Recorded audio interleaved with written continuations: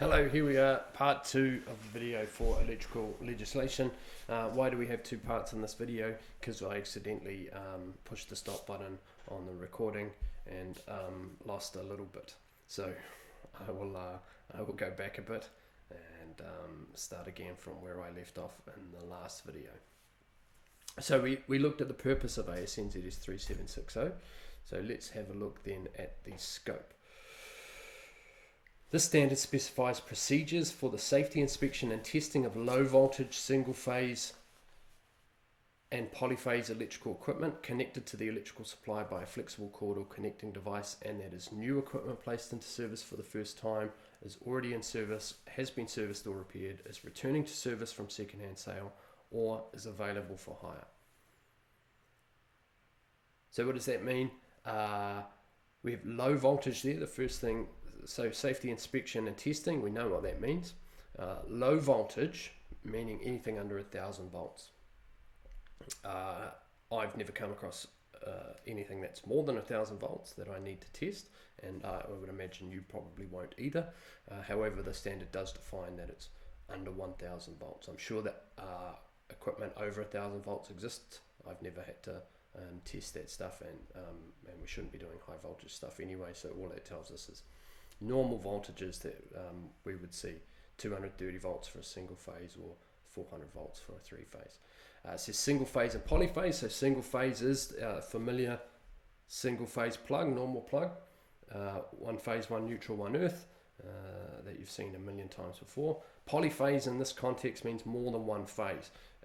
That's the vast majority of times that means three phase. We've seen three phase before. We did some testing on up in for one of the rooms in level 4 on a three phase outlet. So that's what we're talking here, anything that would plug into that outlet. Why does it say polyphase instead of three phase? Because poly meaning more than one. We occasionally might see two-phase appliances, such things as two-phase ovens, for example. Again, that's not something I've ever really come across. It's very rare that you will either, or very unlikely that you will either. But I suppose they need to include it there just in case. What's next? Connected to the electrical supply by a flexible cord or connecting device. So it means it has a lead on it and a connecting device, a plug. So it's something that you plug in. So it's not, this doesn't cover appliances that are directly connected to the supply or permanently connected. What does that mean? If you have a look at a heated towel rail is a great example. So if you've got a heated towel rail in your house and you've never paid any attention to it, or maybe you have and you know what I'm talking about, if you've got a heated towel rail, go and have a look. It doesn't have a plug on it. It disappears into the fitting. You can't unplug it. It's directly connected. So that does not need to be disconnected and tested. This standard does not apply to those things, and you'll find, particularly in industrial settings, that you might find permanently connected appliances, large things that are fixed, like lathes or industrial machines, probably have a permanent connection rather than a plug. If it's got a plug, it must be tested. If it's a permanent connection, it doesn't have to. Okay, so that's what it refers to, the types of equipment that it refers to. So the situations that we need to use this is if it's new and it's placed into service for the first time. So if we buy something new, we should test it. If it's already in service, so we've been using, then it's going to need to be periodically tested. Has been serviced or repaired. So if we're fixing that, if we've pulled it apart and done something to it, then before we plug it in again, we're going to need to test it. If it's returning to service from second-hand sale, so when it's sold second-hand, it should be tested. Or if it's available for hire. So if we're hiring that equipment from somewhere, it should be tested. For those last two, this should be tested by the person who's offering those goods, so the second-hand seller or the hirer. Let's go to that standard real quick and have a look at that. So here is our scope. So that's the wording that we just looked at. Remember, scope is always going to be section 1.1. just like in our other standards. The other one that we're going to look at here is 1.4, definitions. Again, always 1.4 is our definitions in these standards, so that's going to give us the definition of any words or phrases in here that have a specific meaning. This is always a great place to go and have a look, and it helps us build some knowledge about what's going to be covered under this standard.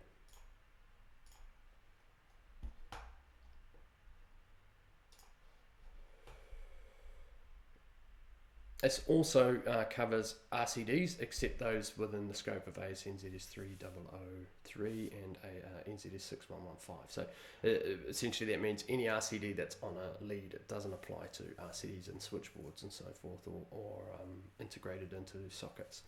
And portable inverters that generate or produce low voltage. So a portable inverter you'd see maybe in a camper van or something. What that does is it turns the battery voltage from your vehicle into a 230 volt supply that you can plug a normal appliance into. So some of the examples of what is covered here: portable equipment, handheld equipment, and stationary equipment designed for connection to the low voltage supply by a supply cord, an appliance inlet, or pins for insertion into a socket outlet. So anything I can plug in. Cord sets, cord extension sets, and outlet devices. So we're talking about extension cords. Extension cords are not an appliance themselves, but they still fall under this. So they need to be tested. Outlet devices, we're talking about power boards, so multi-boxes. So, just a standard multi-box. It's got multiple plugs on it. I plug it into the wall and I can have all of my stuff running at once. Those are included. They're not appliances themselves, but need to be tested. Flexible cords connected to fixed equipment in hostile environments. Portable power supplies. So portable power supply would mean like your laptop power supply. Again, not an appliance itself, but does need to be tested. The laptop does not need to be tested. That doesn't count. But the power supply that you're going to connect the laptop with does need to be tested. Battery chargers, including those for commercial and industrial use, that's pretty straightforward. It means battery charger, exactly what it says. And portable and transportable heavy duty tools such as high pressure washers, concrete grinders. Again, just includes anything I can plug into electricity, right? So it doesn't matter if it doesn't need to be a little hairdryer or a drill. It could be something quite large like a big water blaster or something, but as long as it's plugs in, it must be tested. Normative and informative. Don't freak out about this one. All this is saying here is that we have appendices or appendices attached to this standard. Some are normative, some informative. Normative means it's a requirement. We should include those appendices as though they were part of the standard and we must follow them. A normative appendix, an informative appendix is just for information. It's not a legal requirement to do that. So if you're looking through this standard, it should tell you whether an appendix to it is normative or informative. Mandatory inspection and testing. Okay, so this is how we go about our testing. Now, if you have a look at this, you may notice that it looks a lot like what we just looked at in section 8 of AS NZS 3000, and it's because it is. Most of the stuff that we do on appliance would be the same as when we as what we do when we test an installation. So we have an external inspection of the equipment and the connecting facilities. So that's just a visual inspection. So just like we talked about a visual inspection of an installation, we do a visual inspection of the appliance. We're looking for things like any cracks or holes in the casing, that the lead itself doesn't have any nicks out of it. I can't see the coloured insulation inside the cord, particularly at the ends. That the plug is in good condition, the pins aren't bent, that the switches operate as they're supposed to, that kind of stuff. Again, as I said earlier, a visual inspection it doesn't sound like a test, but it is a really important part of what we're doing here. Protective earthing continuity tests for class 1 equipment, ePods, cord sets and cord extension sets. So just like we saw in AS NZS 3000, I need to test that the earth conductor in the appliance is continuous from end to end.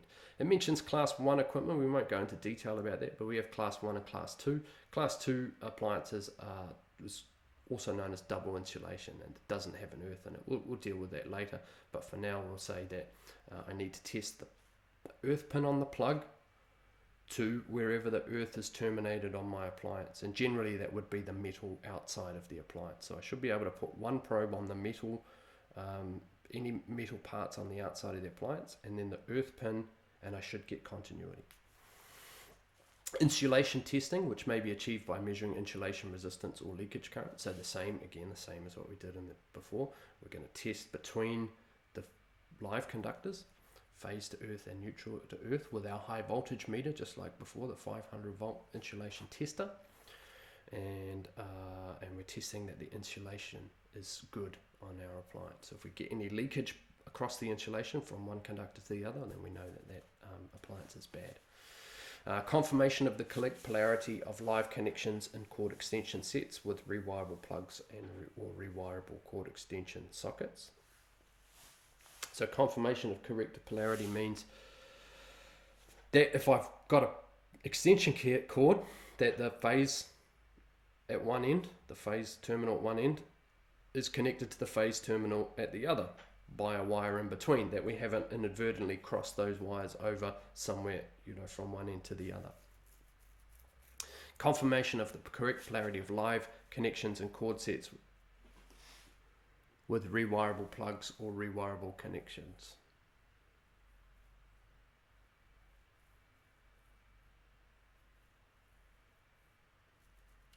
I don't know why that's different to the clause above.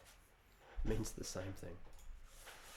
Okay, visual test, as I've just talked about. We check for obvious damage, defects, modifications in the equipment and its accessories, connectors, plugs, or cord extension sockets. And for discoloration that may indicate exposure to excessive heat, chemicals, or moisture.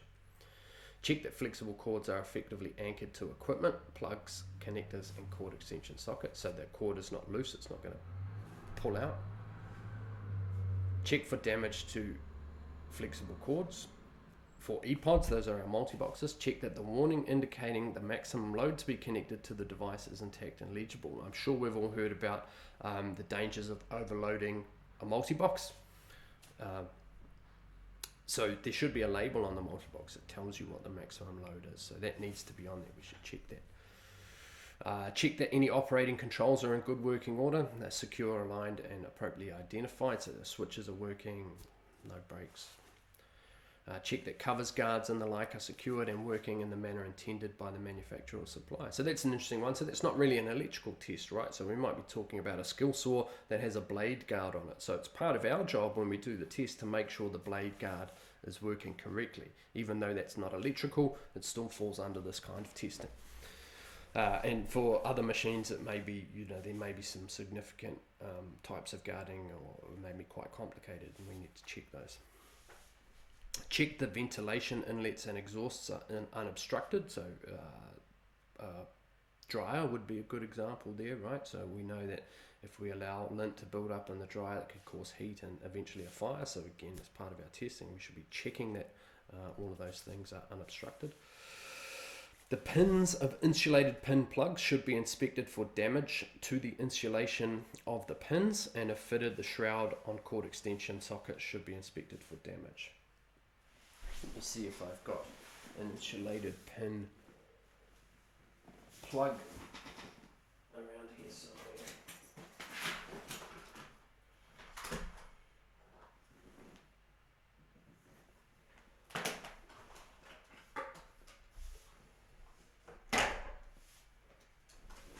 No, I do not.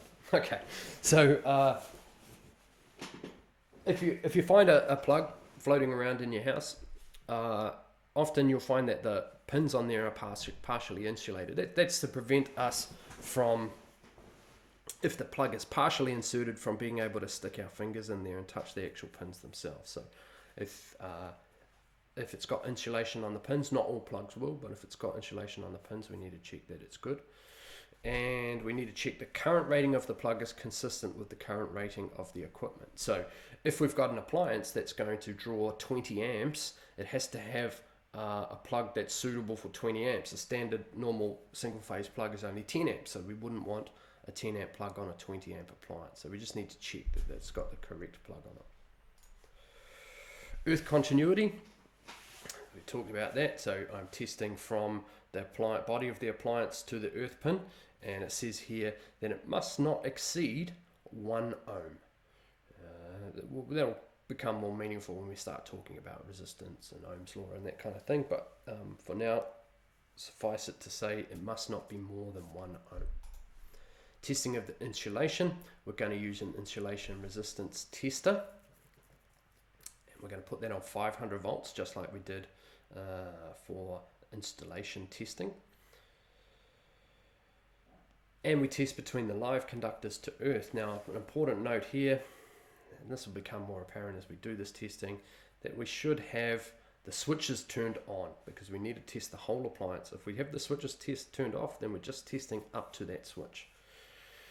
You can also do this testing by doing a leakage current test. I've never done that. It doesn't feel like a particularly useful way to do it, but that would be testing that whether there's any current in the earth wire. So that would indicate that there is leakage through the insulation if we've got current flowing in the earth wire.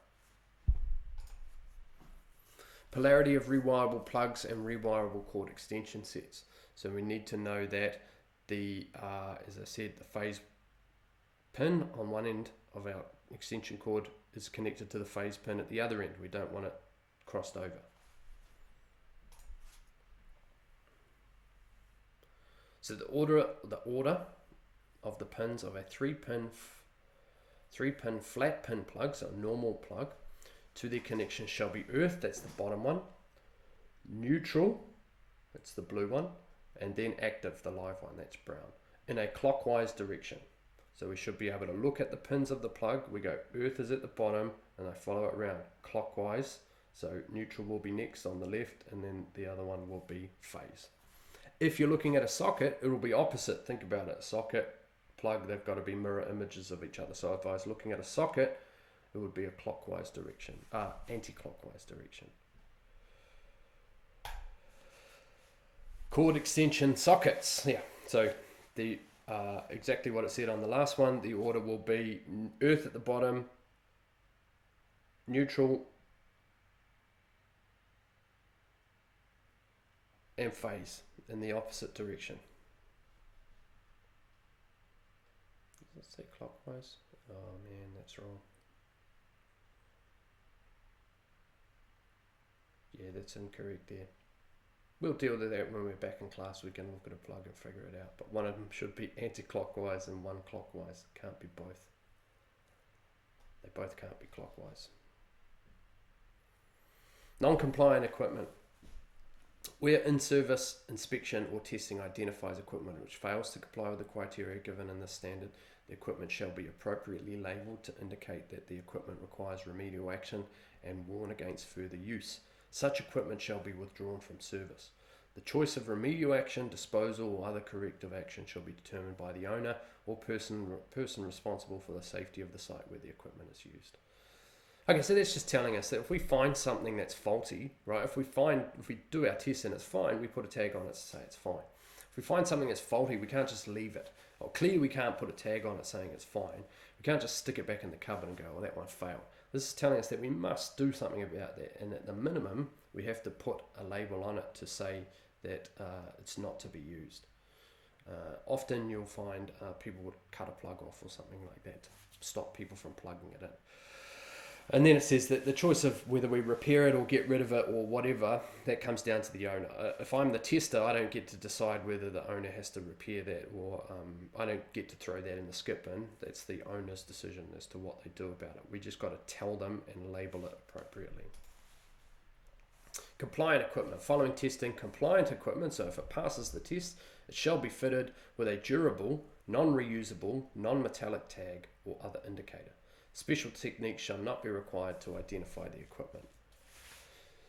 So this means that I put a tag on it. You can see the coloured tags there. Often we will use those with the different colours to indicate. Actually, you can just about read that on there. It does talk. It shows just here dates. So red, January to March, green, April to June, so on and so forth. What that does is gives us a really quick identifier. So I know that if I tested everything that I tested in January needs to be done again in June, then I can race around and in June and I just test everything that has a green tag on it. But I must put a tag on something. It must contain information such as the date that you tested it, when the next test is due, which is not always the same. depending on the equipment, and it actually says in ASN ZS 3760 when we need to retest certain things, depending on whether it's used on a construction site or in an office or whatever. We can see that the testing regimes of those two places would be vastly different, right? On a construction site, we're going to test much more often than in an office because the environment's much more rigorous on our appliances. So we need to put in the next test date, and we need to put in there our information. So here it says testing company and license number. So that license number would be my own electrical license number, and the testing company would be who I work for. So we can figure out who was the person who tested it if we need to.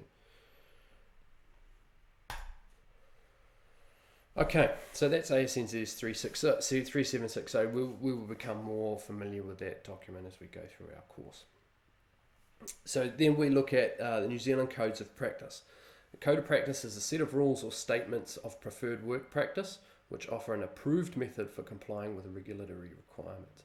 So it's a little tricky sentence there that says that the codes of practice aren't necessarily law, but if we follow the codes of practice, then we know that we are complying with the law. It doesn't mean that if you don't follow the codes of practice, you are not complying with the law, but it means that if you do follow them, then you definitely